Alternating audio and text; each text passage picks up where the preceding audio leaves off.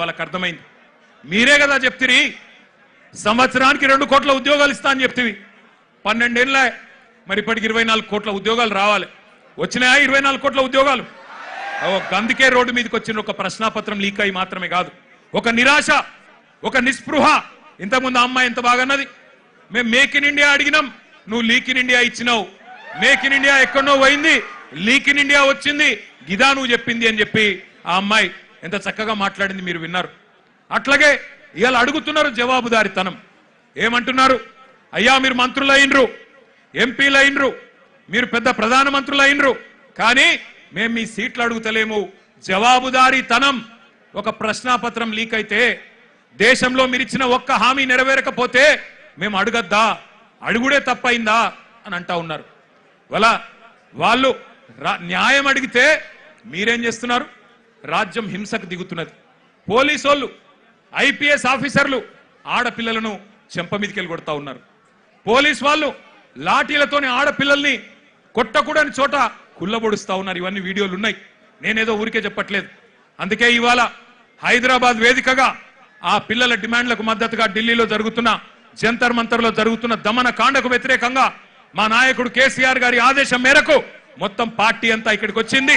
వచ్చి ఆ పిల్లలకు సంఘీభావంగా అండగా, ఇందులో రాజకీయం లేదు, ఎలక్షన్లప్పుడు చూసుకుందాం రాజకీయం, ఆ రోజు ఎవరు ఎక్కడ కూర్చోవాలో ప్రజలు నిర్ణయిస్తారు. కానీ ఇవాళ మేము అడుగుతున్నది ఒకటే, ముందుగా ఎడ్యుకేషన్ మినిస్టర్ ధర్మేంద్ర ప్రధాన్ రాజీనామా చేయించండి. చేయించాలనే వాళ్ళు గట్టిగా చప్పట్లు కొట్టి చెప్పాలా, గట్టిగా చప్పట్లు కొట్టాలా. రెండవది, ఆ పిల్లల మీద పెట్టిన కేసులు చాలా మంది పిల్లల్ని దేశవ్యాప్తంగా కేసులు పెట్టినారు. బేషరతుగా పిల్లలకు క్షమాపణ చెప్పి కేసులు వెంటనే ఎత్తేయాలని చెప్పి గట్టిగా చప్పట్లతో మరి కేంద్ర ప్రభుత్వాన్ని డిమాండ్ చేద్దాం. ఇంకొద్ది గట్టి కొట్టాల చప్పట్లు.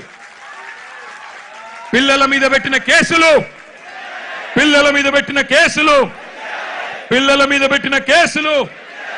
మేము ఇక్కడికి బయలుదేరి వస్తున్నాం. పిల్లలతో పాటు నిరసనలో పాల్గొనాలా.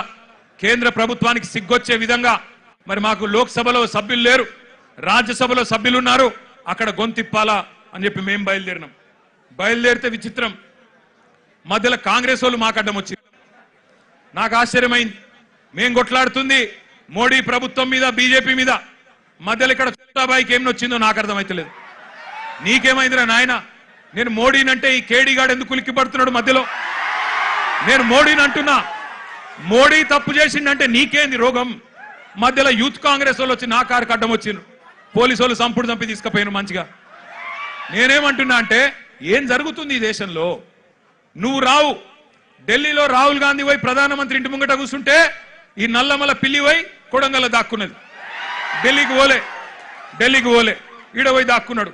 అరే మీ మహేష్ గౌడ్ పోయి రాజ్భవన్ ముంగట ధర్నా చేసిండు, కనీసం ఆయన కొద్దిగానే రేషం ఉన్నది. నువ్వే ఆడున్నావు, కొడంగల్లో దాక్కున్నాడు. పోయి కొడంగల్లో మళ్ళా గట్టిగా ఇంకా విచిత్రం చెప్తా మీకు, కొడంగల్లో పోయి ధర్నా చేసినట్టు చేసిండు. రాహుల్ గాంధీని అరెస్ట్ చేసిర్రు, వెంటనే ఇడిచిపెట్టాలి, మావునికి దెబ్బ తాకింది, గింతంత గీర్కపోయింది, అయ్యో చాలా అన్యాయం జరిగింది అని బాధపడుతున్నాడు. నేను అడుగుతున్నా రేవంత్ రెడ్డి, ఏమన్నా కొద్దిగా సోయుందా నీకు? నీకు కూడా ఒక బిడ్డ ఉంది, నీకు కూడా మన్మడున్నాడు. నీ బిడ్డను ఇవాళ అక్కడ పిల్లల్ని కొట్టినట్టు కొడితే ఊకుంటావా ఒక తండ్రిగా? కనీసం రేషం లేదా? పిల్లలను గొడ్డులను కొట్టినట్టు కొడుతుంటే కనీసం స్పందన లేదు నీకు. ఢిల్లీ దాకా పోయి మరి మీ నాయకుడితో కూర్చునే ధైర్యం కూడా లేదు నీకు. ఇంకా మీదికెళ్ళి మోడీ గారిని, ధర్మేంద్ర ప్రధాన్ గారిని ఇవాళ ప్రధానంగా యువత డిమాండ్ చేస్తున్నది. జవాబు చెప్పండి అని చెప్పి మోడీ గారిని, ధర్మేంద్ర ప్రధాన్ గారిని అడుగుతుంటే మన చోటాబాయ్ ఈయనేం అడుగుతుండేరికేనా? కేసీఆర్ కేటీఆర్ తప్పటిదంతా ఎక్కడ దొరికినవయ్యా నువ్వు? నాకు అర్థం కాదు. దేశమంతనేమో మీ నాయకుడు రాహుల్ గాంధీతో సహా మోడీ, ధర్మేంద్ర ప్రధాని ఇద్దరు రాజీనామా చేయాలని వాళ్ళు పెడుతుంటే నీకు కేసీఆర్ తప్ప ఇంకొకరు కళలు కూడా ఇంకొకరు యాదికి రాక మానరిగా నీకు. ఆ వెనకటికి ఒక సినిమా ఉంటుంది, ఆ సినిమాలు ఇంతకుముందు వచ్చేటప్పుడే మా అన్న ప్రశాంత్ రెడ్డి అని చెప్తున్నాడు. అదేంటది? కుక్క కథ కదా. చిన్న పిల్లగాడు కూడా ఉంటాడు, వాని ఏం అడిగినా లాస్ట్కి ఏమంటే నాకు కుక్క కావాలి అంటాడు. అట్లా ఈయన కూడా అంతే. ఇక ఆయన నిద్రలో లేపు, ఈ ముఖ్యమంత్రిని నిద్రలో లేపు. అదో సినిమా పేరట, చిత్రం అట. అది చిత్రం, వీడు విచిత్రం. అంటే నిద్రలు లేపి అడిగితే కూడా కేసీఆర్ కేసీఆర్ కేసీఆర్. అరే నువ్వు ముఖ్యమంత్రివిరా నాయన.